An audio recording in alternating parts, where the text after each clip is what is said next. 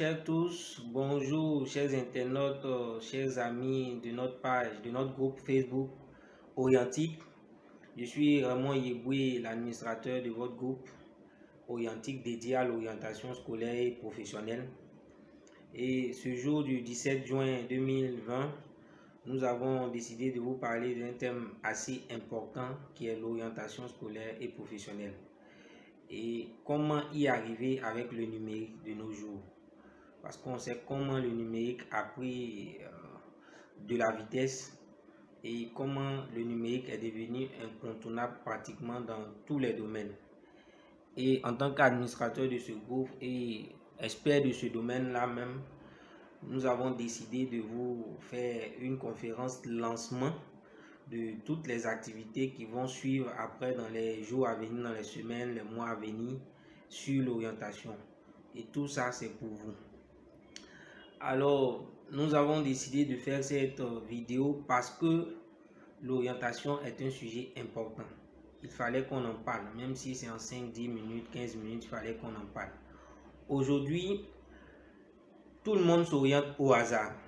C'est-à-dire que soit c'est sous la pression d'un parent parce que le parent veut qu'on fasse tel ou tel filière, soit c'est en faisant un choix sans tenir compte de soi-même, son profil, sans tenir compte de ses compétences, et c'est une grave erreur que chacun d'entre nous commet. Au niveau professionnel également, arrivé à un moment donné dans l'entreprise où vous êtes, vous avez besoin soit d'évoluer ou vous sentez le besoin de vouloir changer de cadre, d'environnement. Il vous faut dans ce cas un bilan de compétences. Et l'orientation, on ne passe pas directement au choix sans construire un projet d'orientation. C'est de ça que je voulais parler avec vous, parce qu'on a pris l'habitude de faire des choix sans auparavant construire un projet d'orientation. Quelqu'un vient maintenant vous demander, bon, moi j'ai un BTS en comptabilité, qu'est-ce que je peux faire? Ou du moins, moi je viens d'avoir le bac, qu'est-ce que je peux faire? Bon, ce que tu peux faire, c'est d'abord de construire un projet d'orientation. Parce qu'on ne peut pas s'orienter sans construire un projet d'orientation. C'est l'erreur qu'on a commise depuis longtemps. Il faut qu'on le comprenne. On ne peut pas s'orienter sans construire un projet d'orientation. Et c'est très important. Il y a des cabinets professionnels qui sont maintenant spécialisés dans ce domaine-là, qui peuvent vous aider à faire des bilans d'orientation pour les élèves et étudiants et des bilans de compétences pour ceux qui sont déjà en entreprise. Et donc, je le répète, on ne peut pas s'orienter sans construire un projet d'orientation. Il y a des experts qui savent le faire, qui peuvent vous aider à y arriver. Et comment aujourd'hui le numérique aide à cela? On voit de plus en plus de sites internet, de logiciels, d'applications d'aide à l'orientation. On pourrait les catégoriser en trois types d'applications. On voit les applications d'aide à l'information. On a aussi des applications d'aide au diagnostic, c'est-à-dire qui permettent de donner soit le profil de l'apprenant, de donner un peu quel type d'apprenant, à quel type d'apprenant avons-nous affaire. Et il y a aussi les applications d'aide à l'élaboration même du projet d'orientation. Donc, il prend en compte plusieurs paramètres. En plus de faire vos bilans, de connaître votre profil, on tient compte de votre passé et on tient compte de vos compétences, de votre environnement pour vous fournir un dossier en griffe béton qui vous permet en fait de faire le meilleur choix possible. Et ces applications sont de plus en plus disponibles en Europe. En Afrique, ici, vous pourrez voir AnosBip qui est au Tchad. C'est avec eux-mêmes que nous travaillons actuellement sur la question de l'orientation en Afrique. Bientôt, nous comptons lancer l'Association africaine de l'orientation. Et en Côte d'Ivoire, ici, on peut voir aussi Issoukro qui travaille sur cette question-là. Donc, voilà un peu comment le numérique aide actuellement. Sans oublier ces sites internet de bourses d'études, ces sites internet pour les établissements qui donnent accès. Ce qui est intéressant à ce niveau, c'est que tout le monde a accès à ces informations-là. Tout le monde a accès à ces informations-là. Mais c'est vrai que c'est un peu risqué puisqu'on a toutes sortes d'informations. Mais tout le monde a au moins accès à ces informations. C'est déjà un premier pas. C'est déjà important là, pour tout le monde en fait. pour que tout le monde puisse avoir accès à ces informations au travers du numérique, c'est déjà un premier pas. Et donc, c'est sur ce point-là que nous avons voulu vous entretenir sur comment le numérique aujourd'hui aide à l'orientation. Comme je le résume, il y a 3 types d'applications. Les applications qui vous aident à avoir des informations, des applications qui vous aident à faire un diagnostic par rapport à vous-même, par rapport à votre environnement, et des applications qui vous aident à élaborer même en fait votre projet d'orientation. Et j'aimerais inviter chacun d'entre vous à contacter des cabinets professionnels, à contacter des professionnels de l'orientation comme nous, comme Anos BIP au Tchad, afin de vous aider dans ce cadre-là. Parce que vous ne pourrez plus vous orienter comme ça au hasard. Tenez-vous bien, même au ministère, dans les ministères d'éducation et de formation professionnelle, aujourd'hui, ils tiennent compte de ces logiciels-là, de ces applications pour faire les orientations en seconde et même après le bac. Ce n'est pas manuel.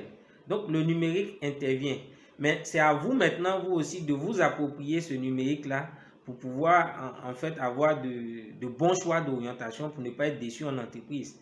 Et je le dis, c'est valable même pour ceux qui sont encore en entreprise.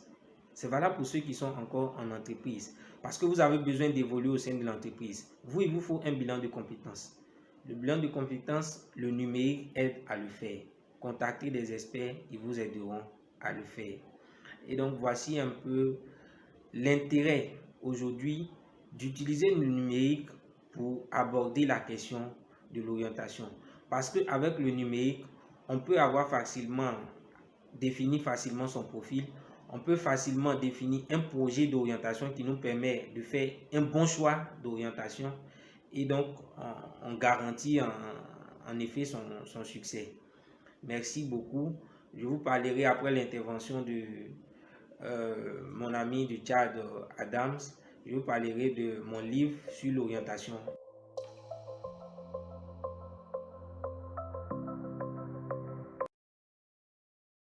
Adam Sadou El Adblama. Je suis le cofondateur de l'ANOSPIP, une association nationale tchadienne qui œuvre dans le domaine de l'orientation scolaire et professionnelle, mais aussi dans l'octroi de bourses pour les couches vulnérables.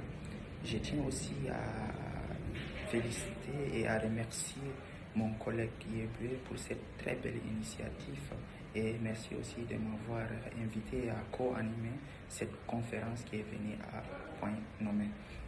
Comme vous le savez, le contexte actuel de la pandémie a obligé la majeure partie des pays à fermer leurs établissements scolaires et universitaires. D'après l'UNICEF, près de 1,6 milliard d'élèves et 60 millions d'anciens sont concernés directement par cette mesure qui est unique pour son ampleur dans l'histoire moderne de l'éducation depuis le 19e siècle. Certes, beaucoup de pays ont opté à l'ouverture des établissements scolaires, mais d'autres aussi suivront sans doute. Mais tant qu'il n'y a pas un vaccin efficace, accessible à tous et peu coûteux, le système éducatif ne retrouvera pas son fonctionnement comme avant.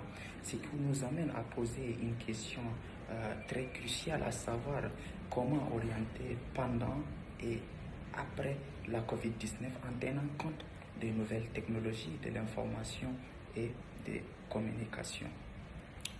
Avant d'apporter quelques éléments de réponse à la problématique, à savoir comment orienter pendant et après la COVID, il serait important de faire un point sur comment s'est passée l'orientation avant la COVID et proposer des solutions pendant et après la COVID.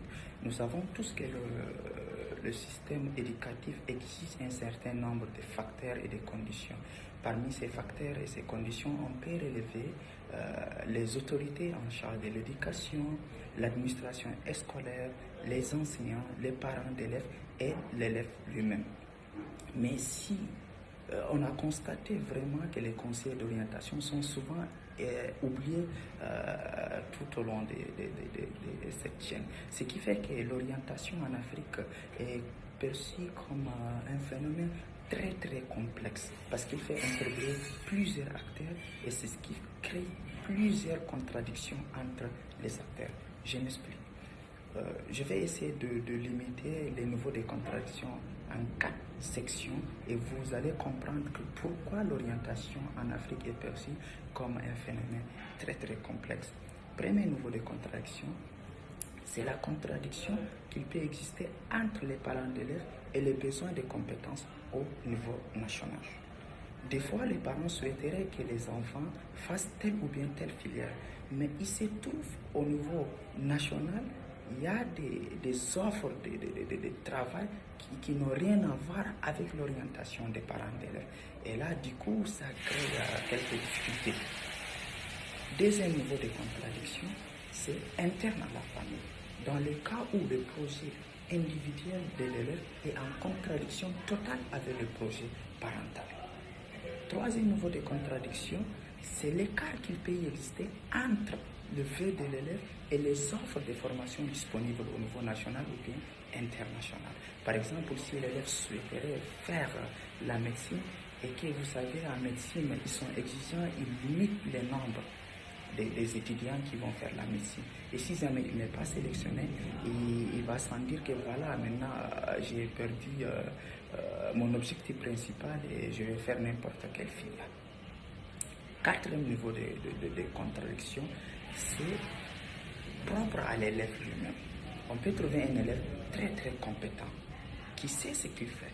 Maintenant, il peut être tiraillé par des vœux qui n'ont rien à voir avec ses compétences, ses aptitudes et ses potentialités. Dans ces 4 cas de figure, c'est sauf les conseillers d'orientation qui peut être comme un arbitre pour réglementer ça. Les autorités en charge de l'éducation ne peuvent pas gérer ça, les enseignants ne peuvent pas gérer ça, les parents d'élèves ne peuvent pas gérer ça, c'est sauf les conseillers d'orientation. Mais malheureusement, ils sont mis de côté. Or, les nouvelles technologies de l'information et de communication offrent de nouvelles perspectives prometteuses dans le domaine de l'éducation, que ce soit dans le domaine de santé, dans l'agriculture, dans n'importe quel domaine, la technologie offre des perspectives prometteuses.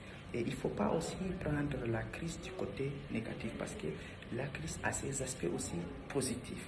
Par exemple, ces 3 derniers mois, la technologie de l'information et de la communication s'est vraiment développée de façon exponentielle. On peut faire tout avec la technologie. On peut enseigner à distance, on peut soigner à distance, on peut évaluer à distance. Maintenant, nous, en tant que conseillers d'orientation, on peut se positionner pendant cette période de Covid à orienter à distance, à évaluer à distance, à faire des tests psychotechniques pour comprendre, pour cerner les aptitudes, les capacités, les motivations des élèves.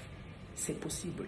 Il suffit juste de mettre en place une plateforme qui permet de récapituler l'ensemble des notes des élèves ou bien des étudiants et voir est-ce que les étudiants là sont à faire telle ou bien telle filière et comment les orienter vers les filières porteuses et comment les orienter vers des secteurs qui sont très très rentables.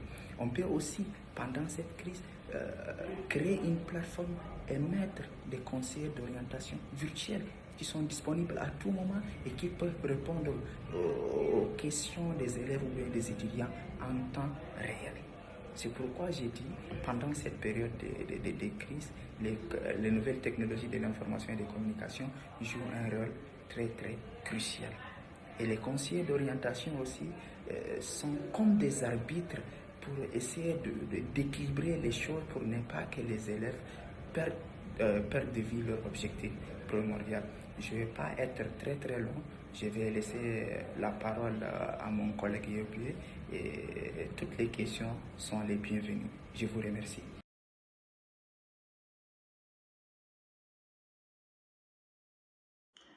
Ok, pour terminer, je voudrais vous parler du livre Préparer son avenir, qui est un creuset d'informations et de solutions pratiques aux problèmes de l'orientation scolaire et professionnelle.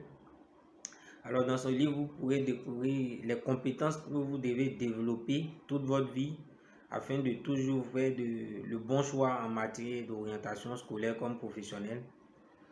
Et vous trouverez aussi un test que nous avons intitulé la démarche Issouklo, qui vous permet de construire un projet d'orientation, non seulement en vous définissant un profil, en explorant votre environnement et en faisant le meilleur choix en fonction des métiers qui vous sont proposés. Vous pourrez aussi découvrir des techniques de recherche de bourses d'études sur Internet. Et nous avons terminé par un bonus sur la formation professionnelle.